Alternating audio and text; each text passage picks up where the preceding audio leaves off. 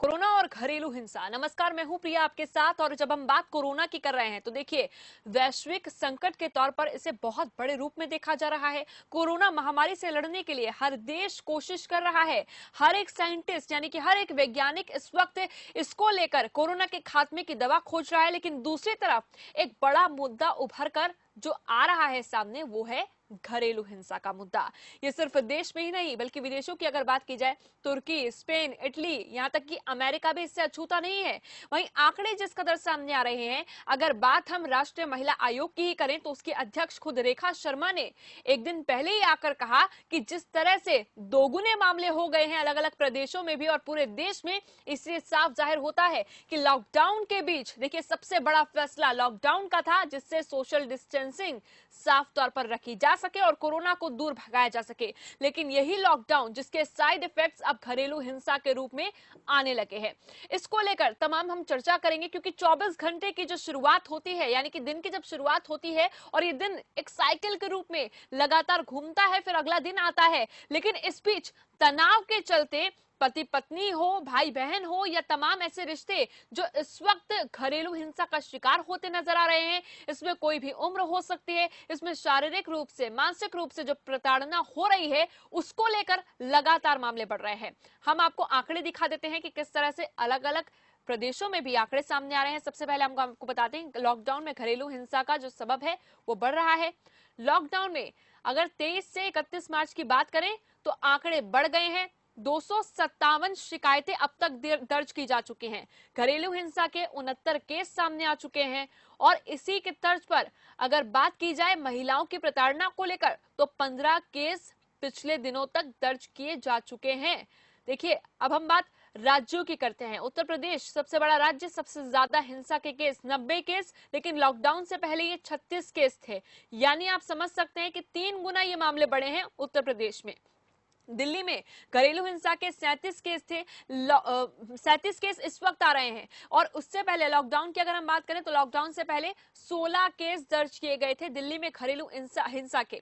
बिहार में घरेलू हिंसा के 18 केस इस वक्त दर्ज किए जा चुके हैं और लॉकडाउन से पहले 8 केस थे बिहार में घरेलू हिंसा को लेकर। इसी तरह अगर बात मध्य प्रदेश की जाए तो मध्य प्रदेश में घरेलू हिंसा के 11 केस अब सामने आ चुके हैं, जो पिछले दिनों लॉकडाउन से पहले सिर्फ 4 हुआ करते थे। यहां पर समझने की कोशिश ये की जा रही कि अलग अलग प्रदेशों में, महाराष्ट्र की अगर बात की जाए तो आंकड़े बढ़ रहे हैं। घरेलू हिंसा के महाराष्ट्र में 18 केस सामने आए हैं, जो लॉकडाउन से पहले करीब 5 हुआ करते थे। 3 से 4 गुना इस तरह आंकड़ा बढ़ना ये बहुत मुश्किल का सबब बन गया है इस वक्त सरकार के लिए भी और पुलिस प्रशासन के लिए। घरेलू हिंसा से निपटने के लिए भारत ने 2005 में घरेलू हिंसा कानून लाया था। कि भारत में क्या कानून है ये समझना इस वक्त बहुत जरूरी है। और अगर हम बात करें, इससे पहले भारतीय दंड संहिता 1860 की धारा 498 ए के अंतर्गत कार्यवाही होती थी। 2005 में घरेलू हिंसा से पीड़ित महिलाओं का संरक्षण अधिनियम पारित हुआ, जिसके बाद और सख्ती की गई, नए नियम लाए गए। घरेलू हिंसा कई प्रकार की हो सकती है: आर्थिक, मानसिक, शारीरिक, दहेज की मांग, मौखिक, लैंगिक उत्पीड़न। ये तमाम वो चीजें हैं जो घरेलू हिंसा का एक जरिया होती हैं। विदेशों की अगर बात की जाए तो यूएन ने भी माना है कि कई देश घरेलू हिंसा से लॉकडाउन के बीच प्रभावित हैं, क्योंकि विश्व भर में महामारी के चलते कई देशों में लॉकडाउन है। फ्रांस में 32% घरेलू हिंसा के केस बढ़ गए हैं, जिसमें कई मामले हत्या के भी सामने आए हैं। चीन के वुहान में भी 3 गुना घरेलू हिंसा के जो मामले हैं वो बढ़ते नजर आ रहे हैं। तुर्की में करीब 40% मामले बढ़ने की खबर सामने आ रही है और दक्षिण अफ्रीका में 40,000 केस अब तक दर्ज हो चुके हैं घरेलू हिंसा को लेकर। ऑस्ट्रेलिया में भी 75% ऑनलाइन सर्च घरेलू हिंसा पर ही हुए हैं।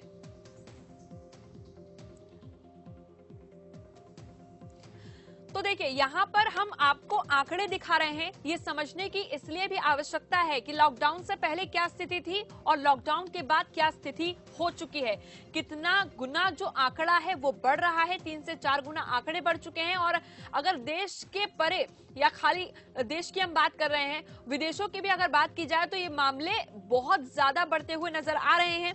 इस बीच जो हमारे साथ मेहमान आज चर्चा में जुड़ेंगे, सबसे पहले रूबरू उन्हीं से आपको करा देते हैं। हमारे साथ मनोचिकित्सक भी जुड़ेंगे, हमारे साथ योग गुरु भी जुड़ेंगे, हमारे साथ खास तौर पर पुलिस के पीआरओ भी जुड़ेंगे जो हम तक जानकारी पहुंचाएंगे। और इसके साथ साथ हमारे साथ डॉक्टर्स के साथ साथ आज सुमन दहिया जो राज्य महिला आयोग की पूर्व उपाध्यक्ष भी रह चुकी हैं। तमाम मेहमान हमारे साथ जुड़ेंगे, लेकिन सबसे पहले तान्या भी जुड़ रही हैं हमारे साथ। तान्या जी जो योगा टीचर हैं, तान्या जी हम आपके पास भी आएंगे, और डॉक्टर कठपालिया जो मनोचिकित्सक हैं, साइकेट्रिस्ट हैं। सबसे पहले डॉक्टर कठपालिया जी बहुत बहुत स्वागत है आपका। तान्या जी बहुत बहुत स्वागत है आपका खबर फास्ट में जुड़ने के लिए। कठपालिया जी, एक साइकेट्रिस्ट के रूप में आप किस तरह से देख रहे हैं लॉकडाउन के बीच इस साइड इफेक्ट को? देखिए, ये जो डोमेस्टिक वायलेंस है, इस टाइप की जो चीजें हैं, ये हमारे समाज का एक अभिन्न अंग है। ये पहले भी होता था और अब ये जब ये क्राइसिस टाइम है, इसमें ये बढ़ गया है। इसके बढ़ने का जो एक मूल कारण मैं देख रहा हूँ, तो वही जो मैं पहली बार भी शुरू से ही कहता आया हूँ कि हम सब कंपेल हैं एक ही प्रीमाइसिस में रहने के लिए। सास, ससुर, बहू, बेटा सभी एक ही प्रीमिसेस में रह रहे हैं जी। पहले जब कोई आदमी अपने वर्क प्लेस पे जाता था या औरत भी जाती थी, तो ये सब चीजों के लिए थोड़ा सा इंटरेक्शन टाइम कम मिलता था। अब वो आमने सामने बैठे हैं, सास भी बैठी है, ससुर भी बैठा है, तो टोका टाकी तो बहुत ज्यादा बढ़ गई है। और सबसे बड़ी चीज जो मैं इसमें देख पा रहा हूँ वो है थर्ड पार्टी इंटरवेंशन जी। हर बात हम फोन पे कर रहे हैं। अब घर पे बैठे हैं तो औरत को खाना बनाना पड़ेगा, ज्यादा काम करना पड़ेगा, टोका टाकी बढ़ जाएगी। तो उसकी माँ भी उसके घर पे फोन करके पूछती है कि बेटा क्या हाल है, क्या चल रहा है, खाना कौन बना रहा है, फलाना क्या कर रहे हैं। तो ये टोका टाकी जो है वो बहुत ज्यादा बढ़ रही है जी। तो इंटरवेंशन जो है, थर्ड पार्टी इंटरवेंशन जो है, ऐसे में बड़ा ही खतरनाक हो गया है।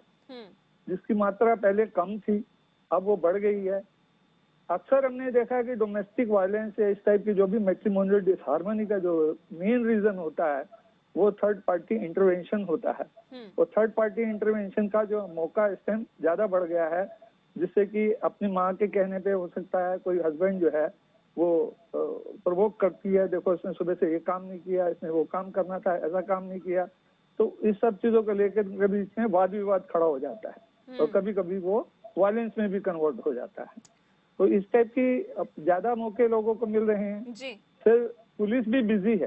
पहले तो 100 नंबर को कॉल किया, तुरंत पुलिस पहुंच जाती थी। अब मुझे ये नहीं मालूम है कि इस टाइम पुलिस इन इश्यूज को कैसे टैकल कर रही है उसके लिए, क्योंकि प्रायोरिटी इस टाइम कोविड-19 है, तो वो कितना अटेंड कर पा रहे हैं, कितना नहीं अटेंड कर पा रहे हैं, उसके ऊपर भी निर्भर है। तो मैं ये सोचता हूँ कि ऐसे में जो है प्रोफेशनल्स की जिम्मेदारी है वो सामने आए, कुछ हेल्पलाइन इस टाइप की हम लोग बनाएं। हेल्पलाइन से अगर जरूरत पड़े तो हम उन लोगों की जो है समस्याओं को सुने, काउंसलिंग करें, ऑनलाइन काउंसलिंग करें, जहां तक के हो सके उसको समझने की कोशिश करें। और जो रेफर्ड केसेस हैं, क्योंकि अगर वो आपने कहा काउंसलर ही पुलिस को रेफर करें कुछ तो हेल्पलाइन वो ज्यादा नंबर्स अच्छा होने रहेगा, चाहिए। नहीं तो ये बहुत ऐसे ज्यादा। में राष्ट्रीय महिला आयोग ने कुछ हेल्पलाइन नंबर्स के साथ साथ कुछ ईमेल आईडीज भी दी हुई हैं ताकि वहां पर शिकायत दर्ज की जा सके।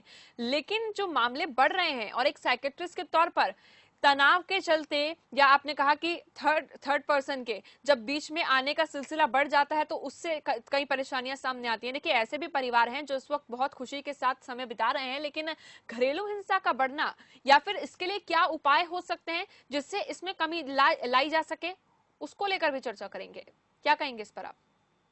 तो सबसे बड़ी चीज तो है, देखो जी, जब इस टाइप की इश्यूज होते हैं, फ्रांस में भी और स्पेन में भी इस टाइप के इश्यूज हुए हैं, जैसे कि अभी आपने स्टेटिस्टिक्स दिखाया, वहां पे पुलिस क्या कर रही है, इनको सेग्रीगेट कर रही है।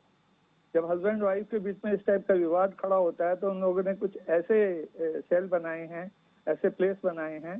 ये मुझे मालूम नहीं है कि हम प्रैक्टिकली अभी इस तरीके को कैसे हैंडल करेंगे, पर एक काम तो हम कर ही सकते हैं कि हम सेग्रीगेट इस तरीके से कर सकते हैं कि लड़की को उसके मायके भेज दें और जो है हस्बैंड जो है वो अपने घर पे रहे। थोड़े टाइम के लिए अगर हम एक दूसरे से थोड़ा दूर रहेंगे तो ये वायलेंस बहुत हद तक के मेरे ख्याल से कंट्रोल में आ सकती है। और काउंसलिंग तो एक बहुत बड़ा हथियार है ही। अगर जो है समझाया जाए, बहुत सारी ऐसी थेरेप्यूटिक टेक्निक भी हैं जो ऑनलाइन भी हम कभी कभी दे सकते हैं और देते भी हैं और वो काम भी करती हैं। बिल्कुल, ये तमाम जो उपाय हैं उसको करने की बात की जा रही है। तान्या जी भी हमारे साथ जुड़ी हुई हैं। तान्या जी, सबसे पहले आपसे यही सवाल कि जो लगातार घरेलू हिंसा के मामले बढ़ रहे हैं, देखिए हम ये कहते हैं कि 21वीं सदी का भारत है, लेकिन इस बीच लॉकडाउन में जब कई लोग ये कहते नजर आ रहे हैं कि अपनी जिंदगी को बचाना है, तो दूसरी तरफ एक संकट और खड़ा हो गया है, एक मुद्दा सामने निकल कर आ रहा है घरेलू हिंसा का, क्या कहेंगे? घर हमारा नॉर्मली हमारे लिए सबके लिए फॉर्चुनेटली एक सेफ स्पेस होता है। हम सब काम से वापस घर जाते हैं और सोचते हैं कि ये हमारा रिलैक्सेशन टाइम है और ये यहाँ पे हम सेफ फील करते हैं। अनफॉर्चुनेटली वो बहुत लोगों के लिए नहीं होता और बहुत लोग बाहर जाना, काम पे जाना एज एन एस्केप होता है उनके लिए, कि वो अपने घर में जितने भी तनाव है उनसे दूर रह सकते हैं और घर की टेंशनें मतलब सेपरेटली रख के बाहर एक एस्केप ढूंढ सकते हैं वो लोग। बहुत इम्पोर्टेंट आई थिंक ये भी है कि अब इंडिया एक बड़ी डेंसली पॉपुलेटेड कंट्री है। यहाँ पे बहुत एक छोटे घर में बहुत ज्यादा लोग रहते हैं और डोमेस्टिक वायलेंस सिर्फ एक एक पॉवर्टी लेवल का प्रॉब्लम नहीं है, ये एक हर लेवल पे प्रॉब्लम है।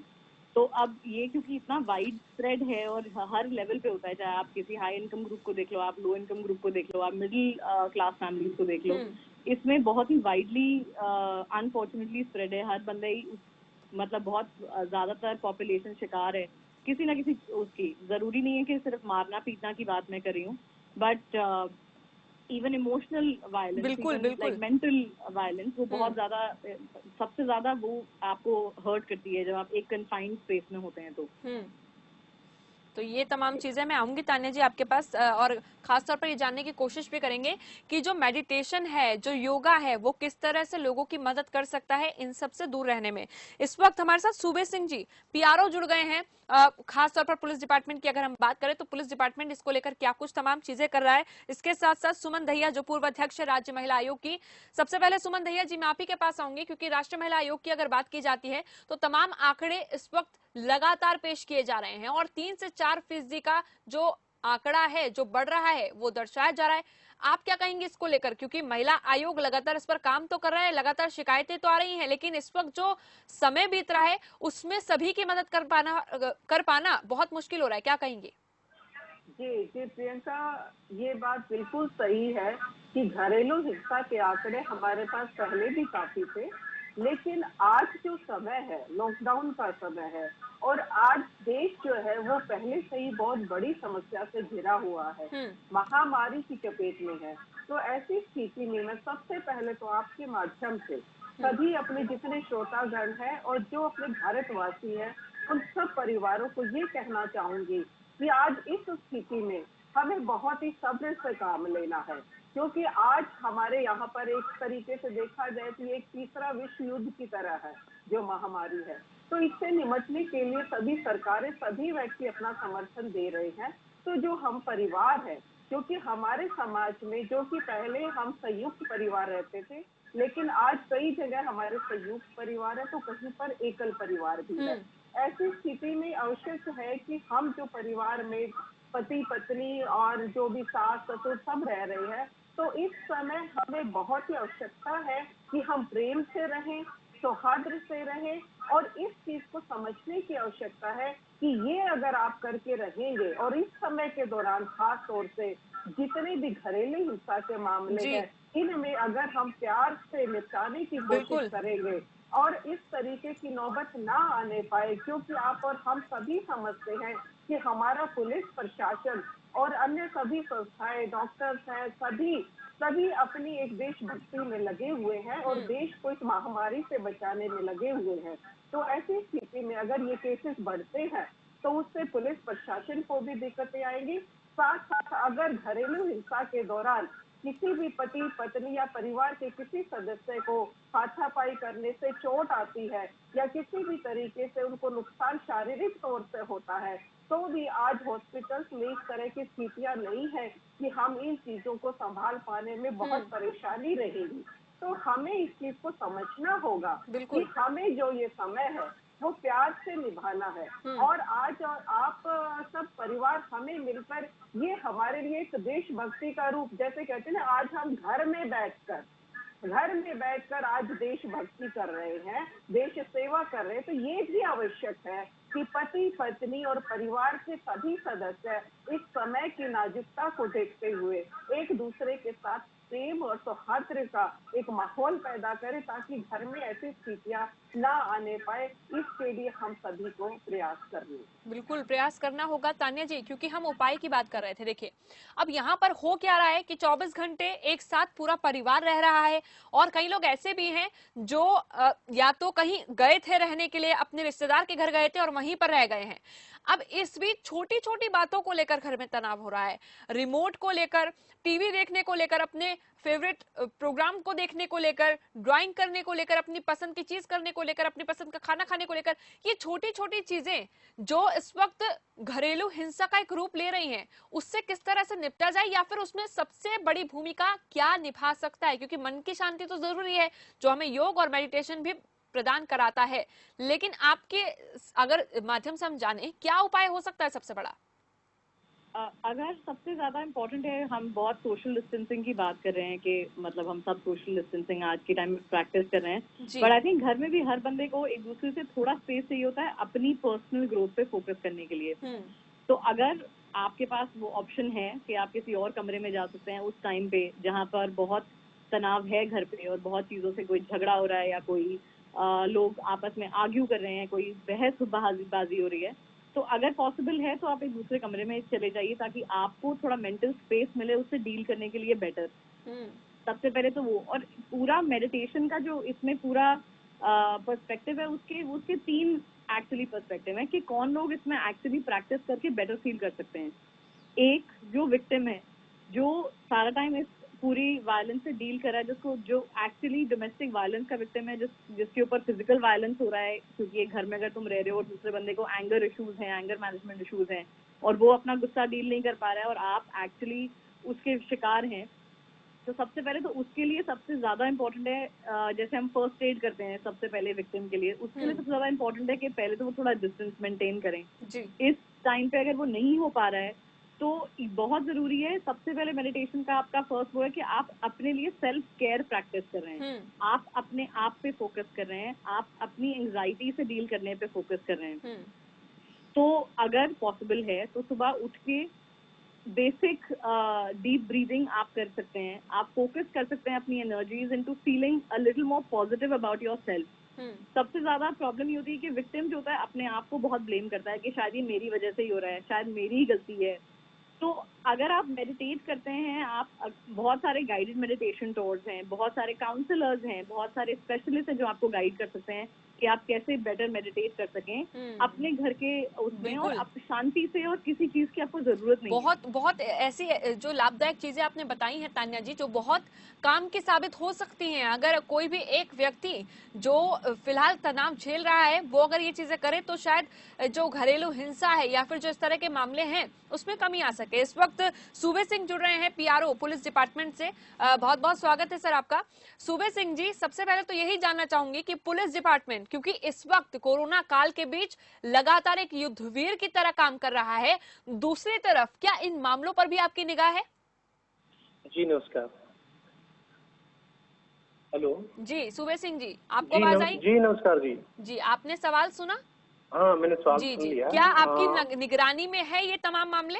सभी चीजें हमारी निगरानी में हैं, और एक मैं आपको एक खुशखबरी देता हूँ कि फरीदाबाद में इस तरह का कोई क्राइम रिपोर्ट नहीं हुआ है पुलिस को। और पुलिस में ये जो पिछले लॉकडाउन से अब तक हमारा क्राइम ग्राफ काफी घटा है हर लेवल का। सिर्फ जो हमारा क्राइम, जो हमारी कुछ धाराएं जो बढ़ी हैं, कुछ सेक्शंस बढ़ी हैं, कुछ केसेस बढ़े हैं, वो सिर्फ 188 के वायलेशन के।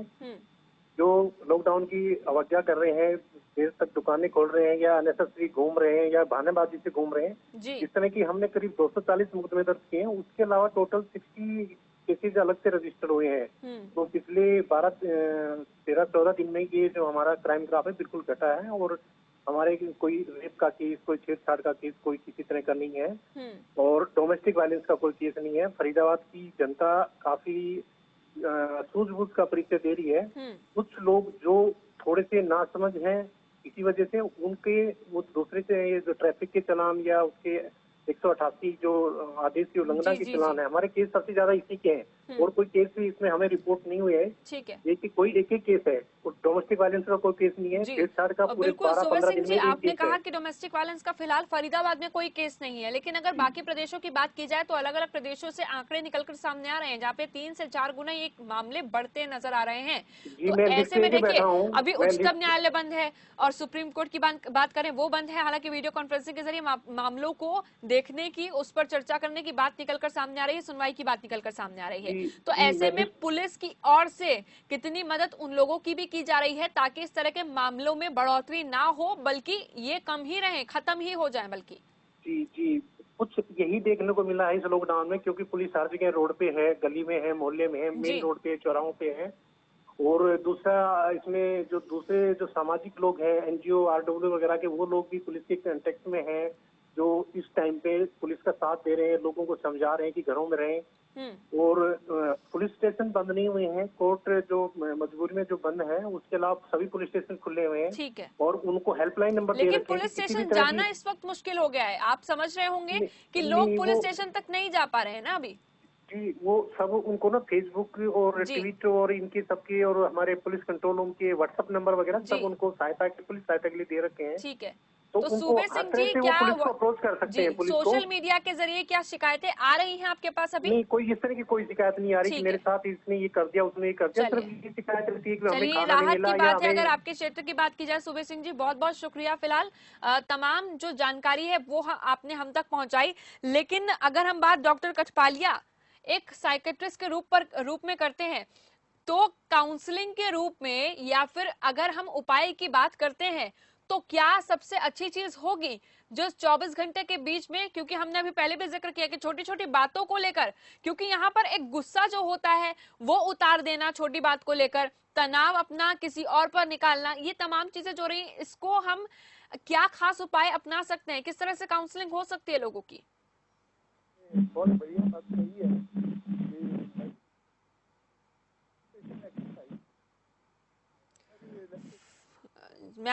मैं कटपालिया जी आपके पास आऊंगी। डॉक्टर कटपालिया जी की आवाज फिलहाल ठीक से हमारे पास नहीं आ रही है तकनीकी खामी के चलते। तो इस वक्त हम सुमन दैया जी, क्योंकि महिला आयोग की जब हम बात करते हैं तो महिला आयोग जहां महिलाओं की मदद करता है, तो दूसरी तरफ किस तरह से घर को चलाना है, किस तरह की सलाह दी जाती है ऐसे मुद्दों को लेकर, घरेलू हिंसा को लेकर, वो भी जरा बताइए, क्योंकि वो इस वक्त लोगों के लिए कामगार साबित हो सकती है।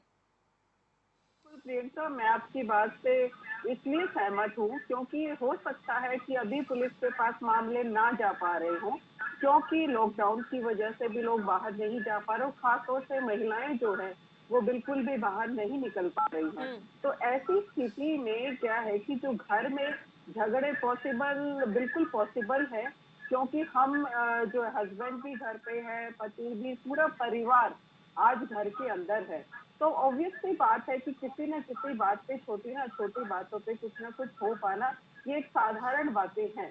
लेकिन कई बार ये छोटी बातें ही बड़ा रूप धारण करती है, ये चीज हमने देखी है। ऐसी बात नहीं, कल भी मेरे पास फोन आया किसी महिला का, और ऐसी स्थितियां हैं कि भाई जो परेशान है, जो घर से निकल गई, कल उसने मुझे बताया कि मैं घर से बाहर आ गई हूँ, मेरे पति ने मुझे मारा। तो ऐसी स्थिति में ना तो वो अपने घर जा पा रही है, ससुराल में झगड़ा हो गया है, लेकिन घर तक जाने का उसका ना तो आने जाने का प्रबंध है, ना किसी तरीके से वो जा पा रही है। तो ऐसी स्थिति में हमने यही कहा था कि पुलिस में रिपोर्टिंग तो ठीक है, लेकिन हम उसमें गए और हमने उसे समझाने की कोशिश की, और घर में एक प्यार और सौहार्द के साथ इस समय को निकालना बहुत आवश्यक है। मैं बार बार वही बात रिपीट कर रही हूँ, क्योंकि ये झगड़े होंगे और जिस तरीके से बातें होंगी, घर में रहते हैं। तो आपने जो बातें हम कह रहे हैं कि हमें अपने आप को लड़ाई और झगड़े से दूर रखना है, उसके लिए हमें क्या करना है, जैसे मेडिटेशन कर सकते हैं, अपनी मेडिटेशन करें, ब्रीदिंग ले, अपना अनुलोम विलोम करें। हम इस तरीके की वीडियोस दें जिसमें कि हम अपने पतियों को या घर में जो भी पुरुष हैं उनको ये समझाने की कोशिश करें कि वो भी अपने आप को इस तरीके से संभाले, और महिलाओं के ऊपर छोटी छोटी बातों को लेकर, खाने को लेकर या इस तरीके की चीजें लेकर छोटी छोटी बातों पे झगड़ा ना करें, क्योंकि ये दोनों, जैसे कि हम एक कहते हैं साइकिल है, मोटरसाइकिल है, दोनों टायर है, दोनों के बगैर काम नहीं चलेगा। अगर एक में पंचर हो जाएगा तो काम नहीं चलेगा। तो पति और पत्नी, परिवार, हम सब एक दूसरे से बंधे हुए हैं, तो हमें एक दूसरे के इस भावनाओं को समझना पड़ेगा। हमें ये चीज दिखानी पड़ेगी कि अगर हम इस तरीके देश के ऊपर जो आपत्ति आ रखी है, जो हमारे आपदा आई हुई है, इस आपदा से निपटने के लिए हमें आवश्यक है कि हम इस तरीके की प्रॉब्लम्स ना ही आने दें, तो हमारे लिए ये भी एक बड़ी देशभक्ति होगी। तो हम इस चीज को समझें, और जितने भी पुरुष हैं उन तक मैं ये संदेश देना चाहूंगी कि पुरुष भाई जितने भी घरों में बैठे हैं, वो मैं मान सकती हूँ कि बाहर ना जाने की वजह से या काम ना होने की वजह से एक ऑटोमेटिक प्रेशर दिमाग में रहता है कि हम बहुत दिनों से घर में बैठे हुए हैं। बिल्कुल, और तो इसके साथ साथ बिल्कुल आपने बहुत सारी ऐसी चीजों का जिक्र किया जो बहुत जरूरी है। डॉक्टर कटपालिया जी, देखिए, जब हम तनाव की बात करते हैं तो छोटी छोटी चीजों को लेकर फिलहाल गुस्सा करना, इसका एक बहुत बड़ा जो कारण है वो लॉकडाउन है। इसके साथ साथ कई लोगों को नौकरी छूटने का डर हुआ है, कई लोगों को आर्थिक संकट का डर बना हुआ है, कई लोगों के घर में खाने के लिए एक समय की रोटी नहीं है। हालांकि बहुत ऐसे लोग हैं जो मदद कर रहे हैं, लेकिन इन तमाम चीजों को किस तरह से शांतिपूर्ण तरीके से हमें बिताना है इन दिनों को, और शांतिपूर्ण तरीके से रहना है, मन की शांति होना बहुत जरूरी है। इसको लेकर काउंसलिंग किस तरह से की जा सकती है, लोगों को किस तरह समझाया जा सकता है, साइकियाट्रिस्ट के तौर पर क्या कहेंगे आप? देखिए, मैं आपको पहले भी कह रहा हूँ कि बहुत सारे ऐसे बातें हो रही हैं घर के अंदर, वो पुलिस तक पहुंच नहीं पा रही जी। डोमेस्टिक वायलेंस तो बढ़ती जा रही है। डोमेस्टिक वायलेंस का जो सबसे बड़ा कारण है, रूट कॉज जो है, उसे हमें समझने की जरूरत है कि ओपिनियन डिफरेंसेस, हस्बैंड वाइफ के बीच में जब ओपिनियन डिफरेंसेस होते हैं, पर्सनालिटी में उनके डिफरेंसेस होते हैं, तो इस टाइप की जो है फैमिली में डिफरेंसेस होते हैं, तो इस टाइप की डोमेस्टिक वायलेंस के चांसेस बहुत ज्यादा बढ़ जाते हैं। उस टाइम जो है एक व्यक्ति ना बड़ा इम्पल्सिव, जी बिल्कुल कटपालिया जी, हम लोग करते हैं, तो जब हम दिमाग से कोई बात करने के लिए कहते हैं तो वो अपना कंट्रोल खो बैठता है। अभी चर्चा चल रही थी कि मेडिटेशन, रिलैक्सेशन एक्सरसाइजेज ये बहुत ही कारगर साबित इस टाइम हो सकती हैं। बिल्कुल, यानी कि जो चीजें बहुत कारगर साबित हो सकती हैं वो करने की बहुत जरूरत है। तान्या जी, एक अगर संदेश के रूप में कहा जाए, क्योंकि इस वक्त देश जिस दौर से गुजर रहा है वो पहले ही मुसीबत बना हुआ है, ऐसे में एक नया संकट खड़ा होना बहुत ज्यादा परेशानी हो सकती है, सरकार के लिए भी, पुलिस प्रशासन के लिए भी। तो क्या एक संदेश देना चाहेंगी जिससे मन की शांति और घर में अच्छा माहौल बना रहे? मैं ये बहुत स्ट्रांगली मानती हूँ कि हर बंदे में, हर इंसान में एक पॉजिटिव रहने की और पॉजिटिव अपने आप में आसपास अपना पॉजिटिव देखने की बहुत जरूरी एक मतलब इंस्टिंक्ट होती है हर बंदे में। कोई भी दुखी, गुस्सा, ये हमारा नेचुरल इंस्टिंक्ट नहीं है एज अ ह्यूमन बीइंग। हम सब चाहते हैं कि आसपास हमारे शांति बनी रहे। तो आई थिंक अपने आप पे काम करना बहुत जरूरी है जी। मेडिटेशन स्पेशली पर्सपेक्टिव, उसकी मैं बात करी थी पहले कि विक्टिम के लिए जितना जरूरी मेडिटेट करना है, उतना जरूरी उसके लिए भी है जो उसका अब्यूजर है, ताकि वो अपने एंगर मैनेजमेंट। बिल्कुल, लेकिन तान्या जी, अगर देखा जाए तो अच्छे शहरों के साथ साथ ग्रामीण इलाकों में भी इस तरह की चीजें देखी जा रही हैं, तो उन्हें किस तरह से समझाया जाए? क्योंकि वहां पर एक अलग से कमरा होना, यहाँ आप भी ये चीज समझती है कि एक बड़ा ऐसा तबका है जो गरीब वर्ग में आता है, जिसके पास मुश्किल से एक कमरा होना भी वो बहुत बड़ी बात मानता है, तो उन तमाम लोगों के लिए क्या? अब मुझे लगता है कि इसीलिए जरूरी है मेडिटेशन उस दबके के लिए भी, बिकॉज अगर उस औरत को समझ में आता है कि ये जो मेरे साथ हो रहा है ना वो सही नहीं हो रहा है, तो वो वापस उस बात का जवाब देना सीख सकती है। जरूरी नहीं है वायलेंस से, पर एक कॉन्वर्सेशन से। वो काफी जरूरी है उसके लिए अंडरस्टैंड करना कि ये जो मेरे साथ ट्रीटमेंट है ये सही नहीं है और ये जस्टिफाइड नहीं है। बिल्कुल, सबसे पहले तो वो बहुत जरूरी है। दूसरी बात ये है कि हाँ, आप सही बोल रहे हैं कि सबके पास वो कमरा नहीं होता बाहर जाके स्पेस आप एक दूसरे को देने का, वो बिल्कुल सही बात है। कोई टाइम आउट नहीं मिल सकता दो लोगों में, पर उसमें जरूरी है कि सामने वाला इंसान है उसको भी एक रीजनेबल आवाज से समझाया जाए कि जो ये कर रहे हैं, बाकी इतनी सफरिंग है बाहर, और हम घर में भी अगर ऐसे ही रहेंगे तो कैसे चलेगा? बिल्कुल, ये तमाम चीजें करने की, खाना नहीं है और इतनी मुश्किल है। हाँ बिल्कुल, ये तमाम चीजें करने की कोशिश इस वक्त की जानी चाहिए। बहुत छोटा सा जवाब देना चाह रहे हैं कटपालिया जी, डॉक्टर कटपालिया जी, जल्दी से दीजिएगा, समय का अभाव है। मैं ये कहूँगा सबसे बड़ी जो पावर होती है चलिए, कटपालिया जी की ऑडियो नहीं आ रही है, लेकिन फिलहाल एक ही संदेश सभी देना चाह रहे हैं कि शांत रहना, मेडिटेशन करना और अपने दिमाग को शांत रखना इस वक्त बहुत जरूरी माना जा रहा है। आप सभी का बहुत बहुत शुक्रिया हमारे साथ जुड़ने के लिए, तमाम मुद्दों पर, खासतौर पर तमाम आंकड़ों पर चर्चा करने के लिए, और घरेलू हिंसा जैसे मुद्दे की जब हम बात करते हैं लॉकडाउन के बीच में, जो इस वक्त बड़ा संकट बन रही है सरकार के लिए, पुलिस के लिए, उस पर चर्चा करने के लिए बहुत बहुत शुक्रिया आप सभी का। इसी के साथ फिलहाल जब हम बात आज लॉकडाउन की कर रहे हैं, जब हम बात कोरोना और घरेलू हिंसा की कर रहे हैं, तो क्या वो तमाम उपाय हो सकते हैं जिससे आप तनाव से दूर रह सकते हैं, गुस्से से दूर रह सकते हैं और मन की शांति पा सकते हैं, ये जानना बहुत जरूरी हो जाता है। फिलहाल के लिए आज खबर फास्ट में इस चर्चा में बस इतना ही, लेकिन हाँ, बाकी खबरों के लिए आप बने रहिए हमारे साथ। आप देख रहे हैं खबर फास्ट, तेज खबर पैनी नजर।